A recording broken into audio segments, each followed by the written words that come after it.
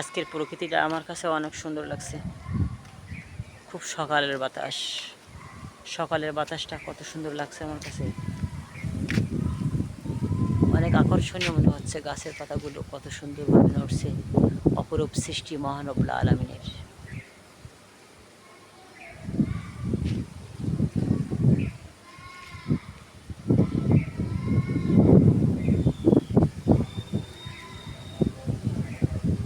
আল্লাহ তুমি দয়াময়, করুণা ঘেরা, তব দয়াতে ওঠে চন্দ্র সূর্য, আসমান থেকে নামে বাড়ি ধারা।